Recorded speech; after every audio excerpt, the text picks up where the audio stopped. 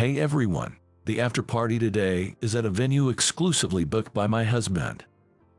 Sophia, my ex-girlfriend from college, was brimming with confidence as she eagerly led the group.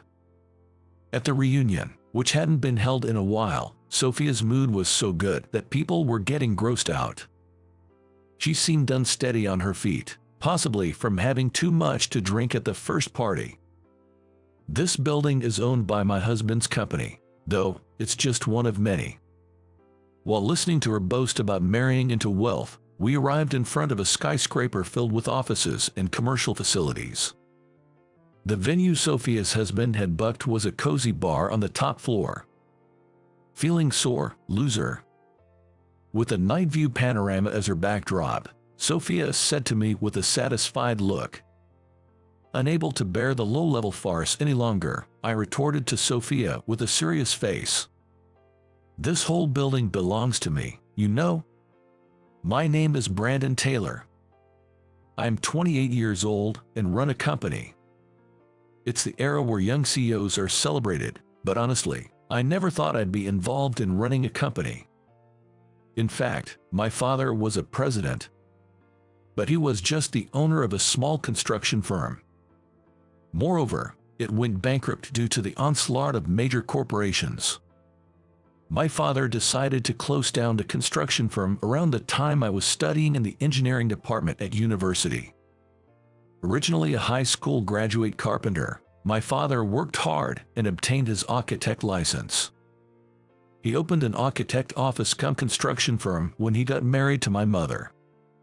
His business gradually expanded due to the high-quality work he did, which was well received locally, but it eventually went into the red due to the major housing manufacturers moving in.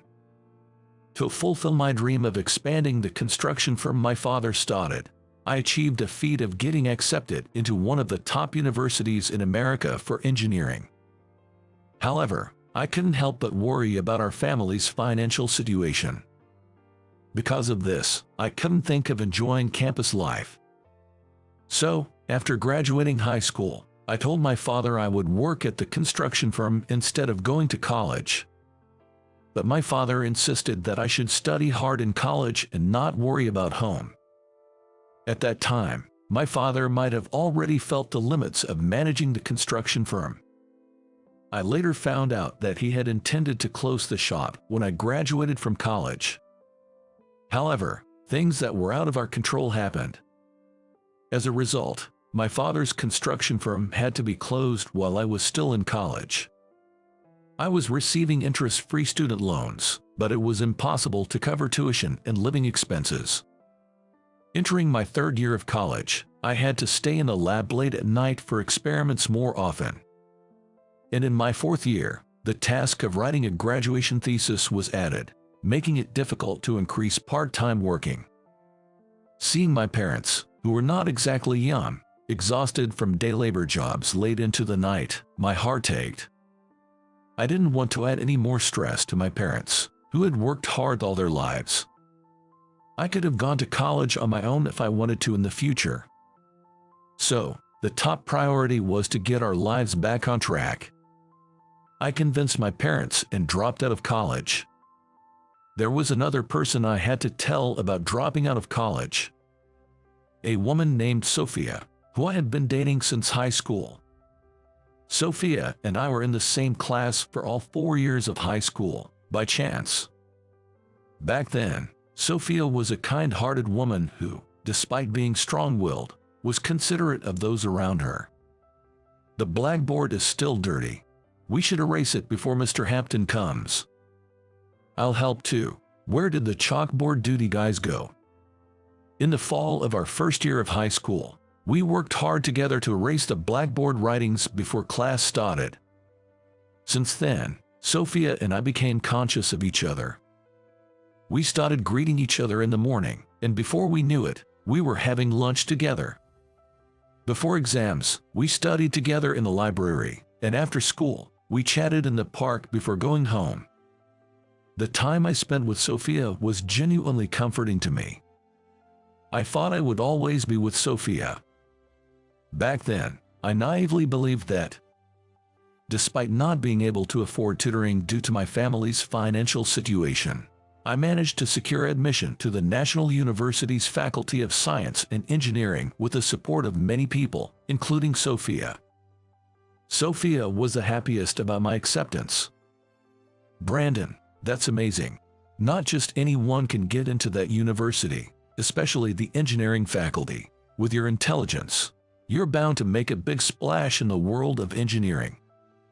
Sophia's excitement seemed a bit over the top. Getting into university isn't the end goal, it's just the beginning.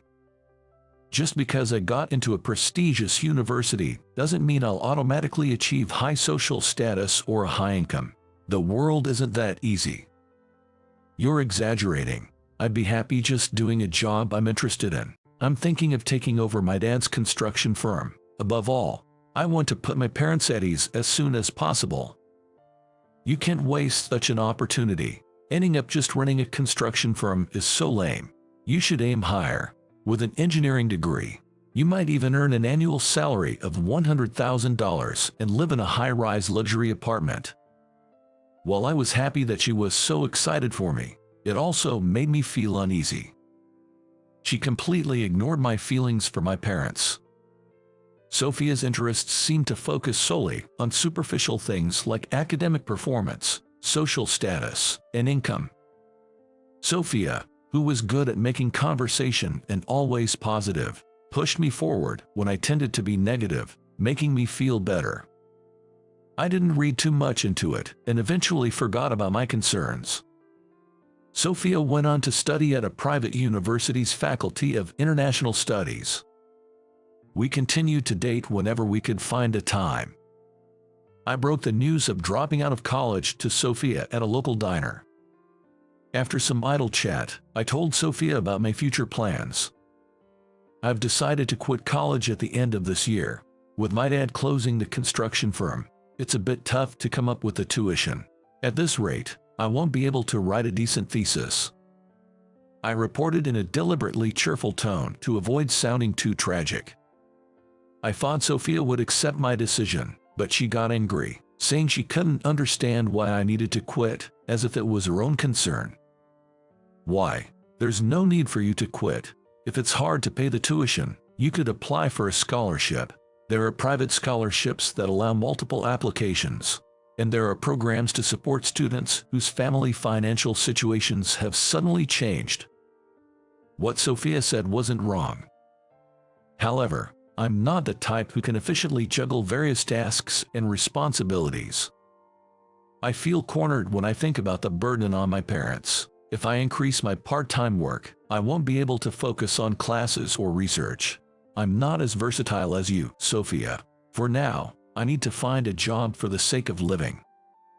If you graduate from university, you can get into a good company. Her voice echoed loudly in the restaurant. Embarrassed, I looked down. She must have been expecting me to work for a major company and earn a high income. My decision to drop out dashed Sophia's hopes.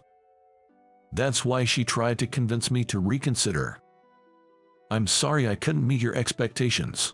Thank you for everything since high school. I was happy being with you, but we have to end it today." "Why?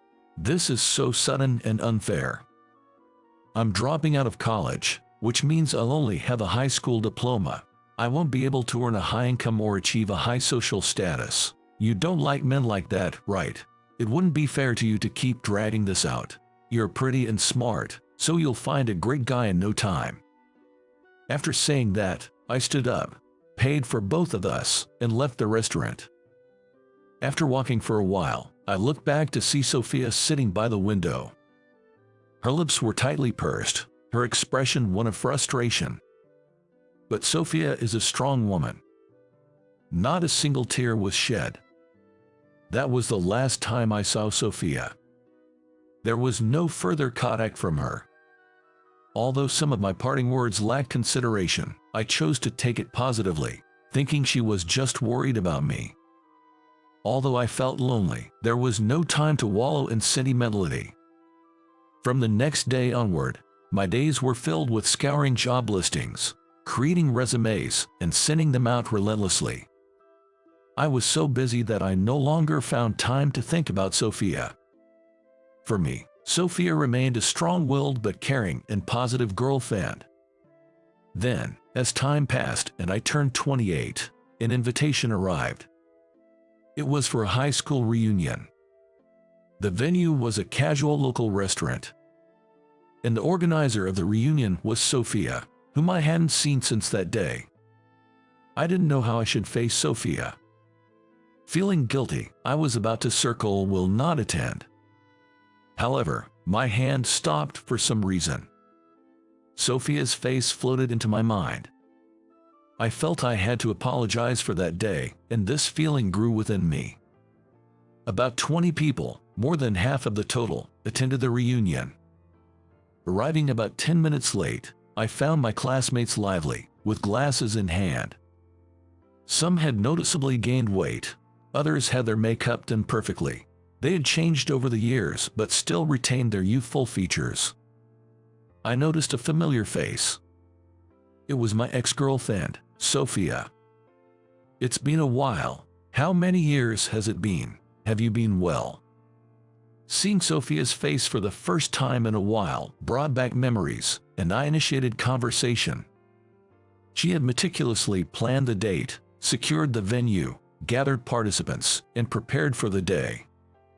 Every detail was meticulously attended to. It was truly a testament to Sophia's talent. I felt proud seeing Sophia thriving as the organizer. It had been about 8 years since we parted ways at that restaurant. Surely Sophia could now laugh about that day. Thinking so, I approached her, but her reaction was entirely different.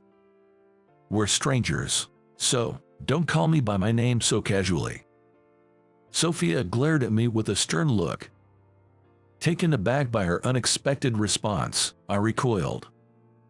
Though there were unavoidable circumstances, it was a fact that I broke up with Sophia for my own reasons. Sophia, with her beautiful appearance and popularity among men, would surely find a new boyfriend soon. I assumed she had quickly moved on from the sadness of our breakup and was enjoying her college life.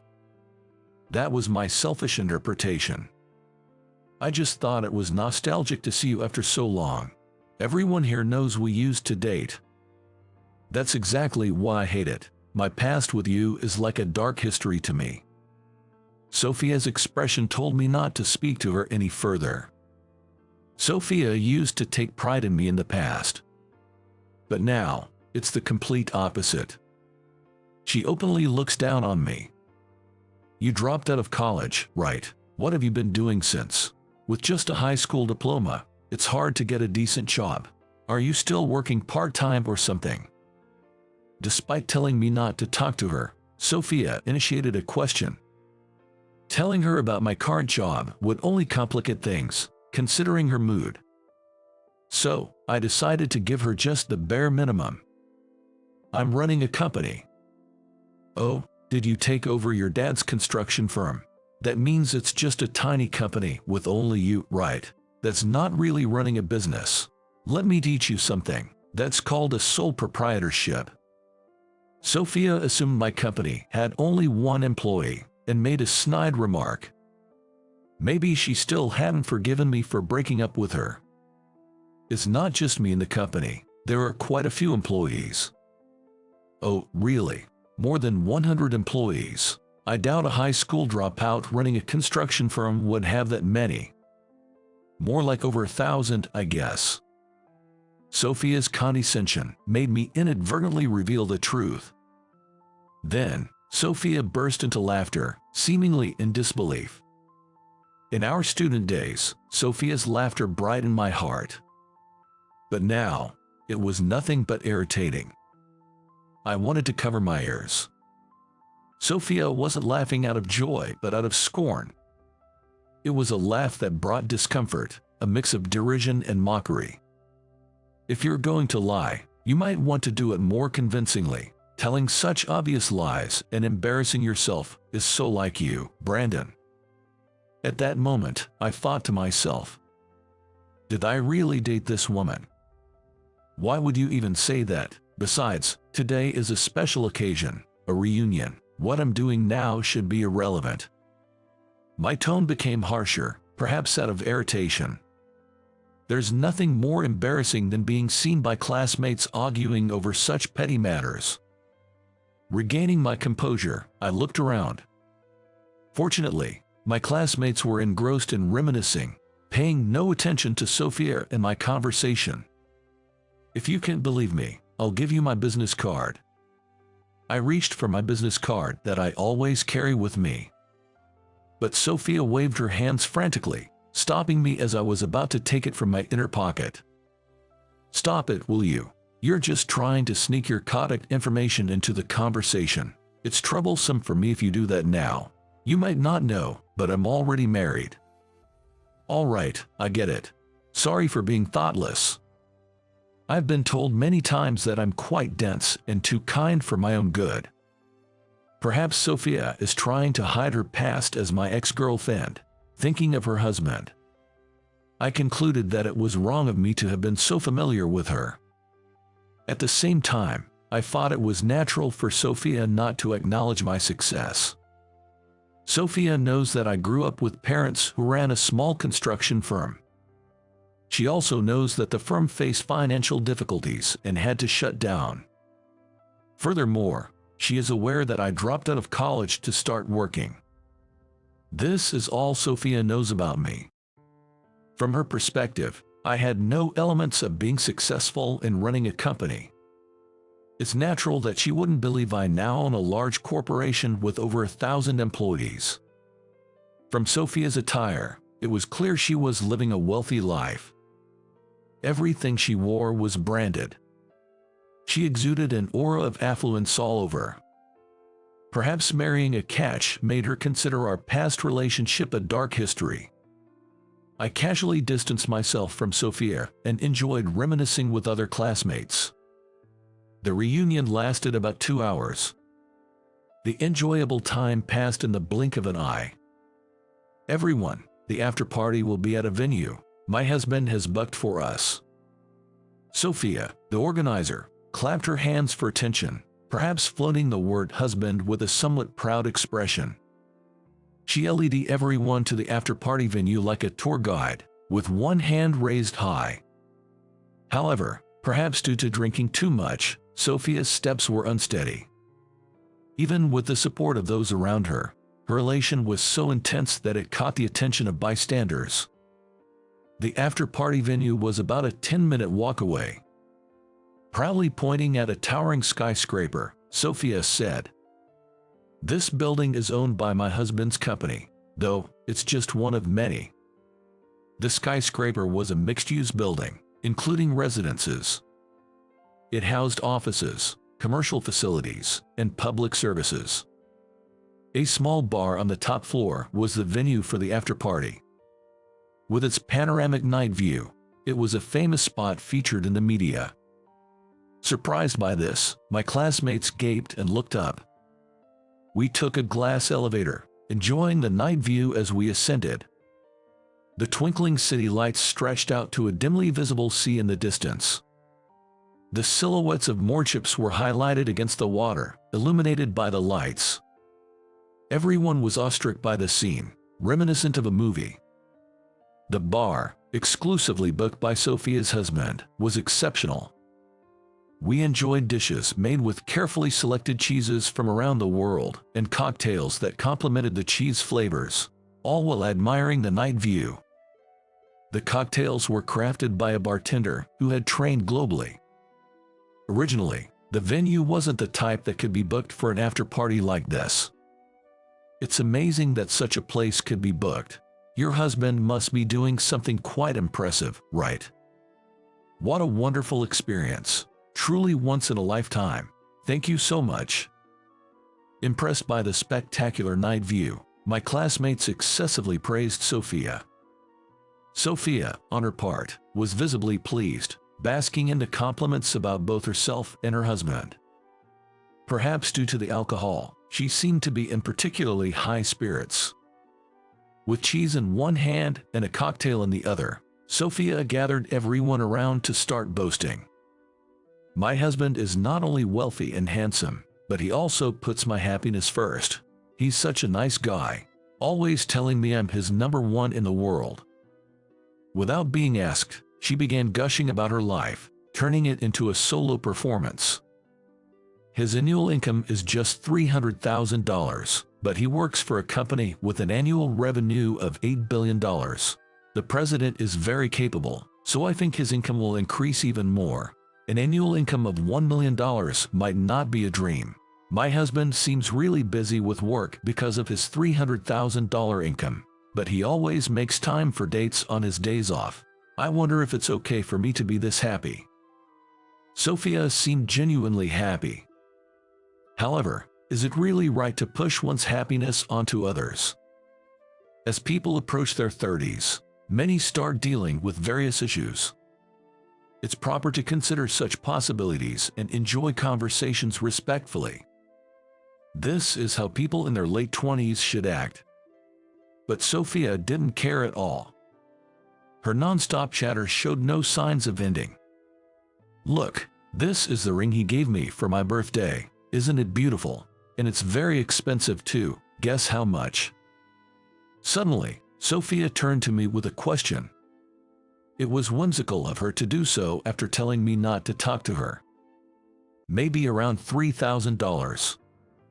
I replied casually, and Sophia looked at me in surprise. I hadn't given it much thought, but it seemed I had guessed the price spot on. I'm not one for lavish spending. However, through work-related socializing, I've had my fair share of encounters with branded items. The ring Sophia flaunted seemed expensive but common enough in the market for me to make a quick price estimate. "Well, about that much. By the way, Brandon, do you have a girlfriend? If you have a woman in your life, regardless of marriage, you should at least buy a ring like this as a gift." "Unfortunately, I don't have one right now. I'll consider it when the time comes." Although it was just polite conversation, my acceptance of Sophia's advice seemed to satisfy her, making her feel superior. Sophia stood with her arms crossed, smiling contentedly against the backdrop of the panoramic night view. Upon taking a closer look at Sophia again, it seemed she might have applied makeup to make her skin appear smooth. The foundation was applied thickly, and her lips were coated with a glossy, bright red lipstick. This Sophia I remembered was more natural, including her strong personality.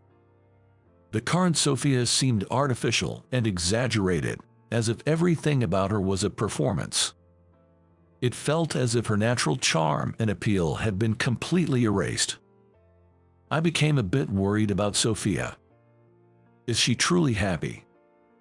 It seemed like she was struggling to appear larger than life, perhaps to protect something within herself. My concern didn't reach Sophia, who glared at me and snapped. "Feeling sore, loser?" Everyone fell silent at Sophia's sudden outburst. They began to soothe her, saying that such things shouldn't be said. But Sophia wasn't listening. I couldn't stay silent either. "I don't understand what I should be sore about." What I mean is, you can't even compare to my husband. You dropped out of college and only have a high school diploma. You made excuses about your parents, but in the end you probably just couldn't keep up with the university courses, right? And now you act as if you were the one who broke up with me. I'm already married to a wealthy man, so doing that doesn't make any sense. I couldn't make sense of what Sophia was trying to say. One thing I didn't understand was that I had hurt Sophia on the day I told her about our breakup at the family restaurant. I should have communicated my feelings more carefully and ensured she understood before we parted ways. But Sophia, having married a high-income man, seems to have found her happiness. When did I ever act pretentious as an ex-boyfriend in front of such a happy woman? It's true that I was the one who broke up with Sophia. But it wasn't because I fell out of love with her. It was Sophia herself who couldn't accept my decision to drop out of college. That's why, albeit clumsily, I chose to step back on my own. This building is also managed by my husband. Could the son of a construction firm do that? Sorry, but we are just in different worlds now. Sophia seems to only appreciate the superficial aspects of her husband, but she must have been attracted to his inner qualities to decide on marriage. Likewise, her husband must have been attracted to Sophia's inner qualities. Sophia was in an unusually good mood, but there was a fragility about her that seemed like it could shatter at any moment. It was too painful to play along with this farce that was both silly and somewhat pathetic. I decided to end this conversation and replied seriously to Sophia. "This whole building actually belongs to me, you know." "What? Are you kidding me? Just because you've got nothing to show for yourself, you don't have to make up such ridiculous lies." "It's true, this is my building. Look at this, what does it say?" I gently offered her a business card from my jacket's inner pocket. Sophia turned pale as she read the company name printed on it. The company printed on the business card was none other than the one her proud husband worked for. In my position, the top of the company, in other words, the president. Sophia noticed that the husband she had been boasting about endlessly was actually an employee at my company. She could never have dreamed it to be true and looked down on me by comparing me with her husband. To top it off, she even called me a loser. She found herself in an unthinkable situation. Despite this, Sophia struggled to overturn this reality. "You dropped out of college over some money issues and ended up lowly educated. How could someone like that become the president of such a large company?" "I founded the company, so naturally, I became the president." I decided to share with Sophia the path I took after dropping out of college. It wasn't to boast about my current situation. It was driven by a desire to apologize for the way we parted that day and a hope to see Sophia return to her true self. After dropping out, I job hunted, but it was tough. Eventually, through a recommendation from one of my father's clients during his construction firm days, I landed a job at a mid-sized construction company. I started with manual labor on site, and after earning my qualifications, I was put in charge of site supervision. Though I had dropped out, having studied in the engineering faculty gave me a decent sense of things. But owning this building just doesn't add up. I get that you want to one-up me, but stop with the lies. Listen to the whole story. When my dad was running his construction firm, he was asked by someone to design a custom-built house as a licensed architect. That wealthy individual really appreciated my dad's personality, skills, and work ethic, and even after the firm closed down, he kept looking out for me. That person's name is Alex. He's a wealthy individual, aged 80. He owns vast lands in various places and is engaged in real estate, using those lands as capital. He owned a substantial piece of land inherited from ancestors, located in an inconvenient area between stations. The land, used as a storage site for factory materials, was set for development with a new station being planned. Your father is truly a skilled carpenter and a licensed architect. It would be a waste not to utilize such talent. The same goes for you, Brandon. You managed to get into such a prestigious university, only to drop out because you didn't want to worry your parents. The university has systems to help students in such situations. Both you and your father are, how should I put it, a bit clumsy. I think you should have more faith in your own abilities and future potential, and be more daring in your actions. Hearing Alex's words reminded me of Sophia. She said something similar when she heard about my decision to drop out. Dropping out is a waste, and there are ways to solve tuition issues. I do think that now, but back then, I was overwhelmed by the immediate concerns. I just couldn't stand to trouble my parents. The main point is, I'm nearing 80, and that land is going to be my last development. I have a proposal for you. I've always loved your father's sense of design in buildings. They might look ordinary, focusing on convenience and safety. But if you observe closely, you can see individuality shining through in various places. The house I live in now, your father designed, might look simple, but it's really comfortable. My kids and grandkids love it, and they practically live here during the holidays. I have a desire to create a comfortable space on that ancestral land where one can live with peace of mind. I'd like you and your father to take on this project." "That's impossible. Not to mention my father, but I can't handle something like that." "It's time to stop running away, Brandon. You can definitely accomplish this." Looking into Alex's determined eyes, I felt a flicker of confidence. A building isn't made by one person alone. It's a collaborative effort. I decided to give it my best shot. I took the biggest gamble of my life. I had thought my father's construction firm had gone bankrupt, but it was actually just temporarily closed. To discourage me from insisting on taking over the firm, he had deliberately explained it as if it had gone bankrupt and was completely gone. Alex said the same thing. "Why don't you give it another try? Your construction firm is still here. Instead of doing day labor, why not use the experience and skills you've developed in this major project? I might not have much experience, but I'll do whatever I can too." My father was too young to retire. He still had the energy and vitality to make a significant impact. "Even if you say that, I can't handle such a big job suddenly. We had to sell the equipment to pay off debts, and there are no employees left." "Then, it's fine. The construction company I work for said they would help. You will design, and I'll oversee the site. Let's realize the dreams of Alex, me, and you on that land." Normally, one would hesitate considering the risks of failure. Looking back, I realize I made a bold decision, albeit with Alex's encouragement. But at that time, I was surprisingly positive. During my student years, I had given up on many things due to family circumstances. Not all were my parents' fault. I also lacked courage.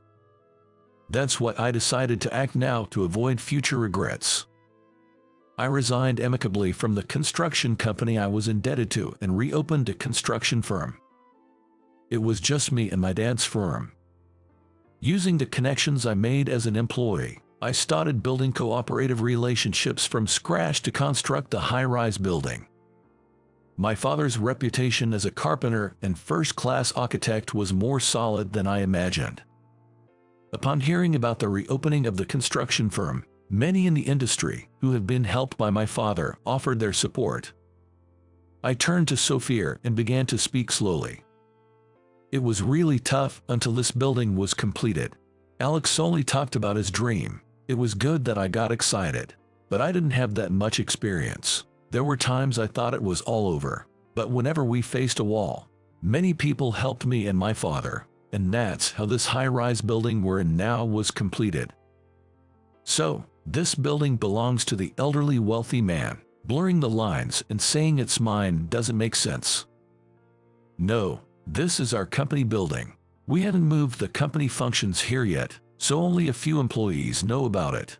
It probably hasn't reached your husband's ears. At the strong wish of the elderly Alex, I bought the land and built our company building. However, at that time, I didn't have enough funds, so it was a challenge with Alex's financing. The repayment was planned through real estate income. Once the building was completed, the effect of the new station was immediate, and both the tenant spaces and residential areas were filled instantly. Therefore, the repayment to Alex was completed much earlier than planned. By the way, Alex lives in one of the residential areas that occupy the upper half of the high-rise building. Every room is equipped with floor heating. The design prioritizes ease of living with barrier-free access. By the way, I funded the opening of this bar. While the building was under construction, looking at this view felt like it cleansed my soul. If we used this area for residential rooms, only specific individuals would monopolize it. It would be a waste. So I prepared the opening expenses out of my pocket. The high functionality and safety of the high-rise building became well known among peers, leading to being approached for various development projects. Lately, I've been involved in huge overseas real estate development projects. After closing the construction firm, my father had been busy with part-time jobs. Now, he's thriving as an architect with many subordinates. He seemed to have aged quickly at one point, but now he looks at least 10 years younger. As I expanded the business, I gradually increased the number of employees, establishing my position as the president of a large corporation. So, are you the one earning $8 billion in annual sales? That's how it turns out, but that doesn't mean I'm greater than your husband. The annual sales are the result of the employees' hard work. I am where I am today thanks to the people who helped me when I was in trouble. Isn't it the same for you, Sophia? Your current life is the result of your efforts, but it's also thanks to the support of your parents who raised you and your husband who works hard every day. Wouldn't you be happier thinking that way?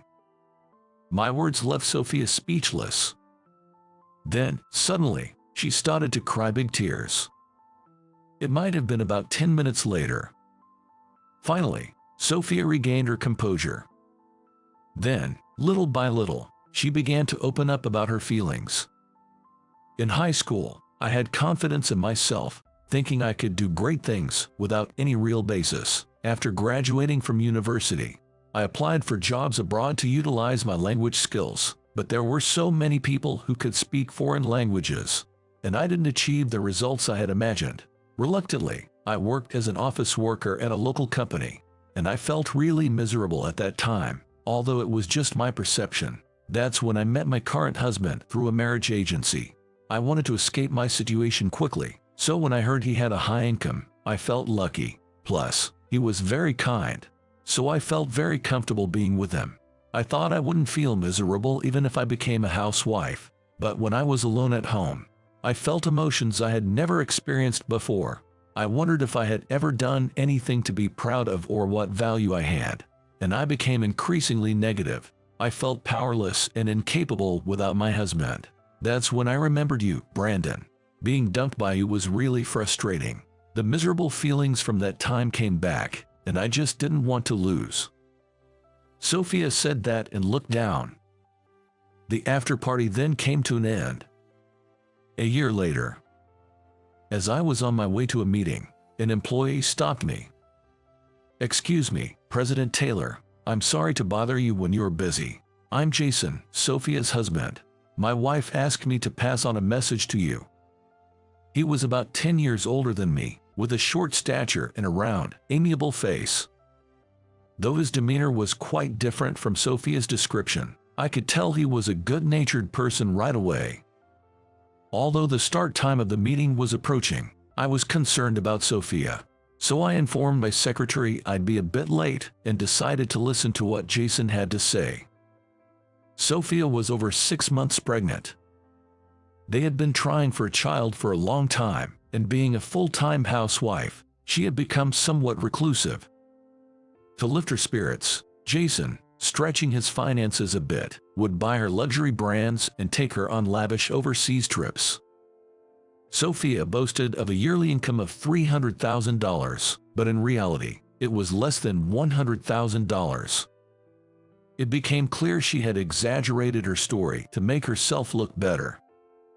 She's resting at home now since it's a critical period for the pregnancy, but once child-rearing eases up, she plans to study language and pursue her dreams. Despite appearances, my wife lacks confidence in herself, and that's why I want to support her dreams.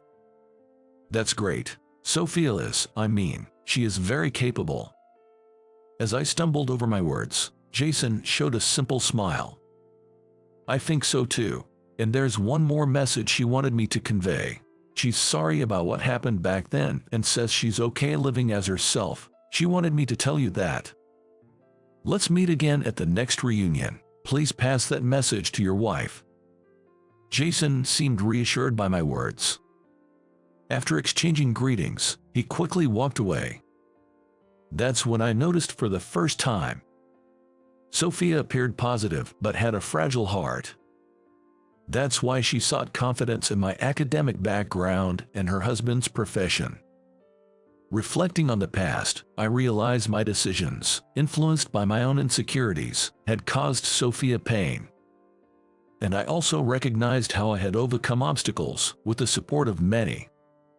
I wondered what Jason thought, knowing I was Sophia's ex-boyfriend. At least he seemed to understand Sophia's inner self. Surely, their relationship would deepen further with the addition of their child. I was convinced that the day Sophia could live as herself was just around the corner.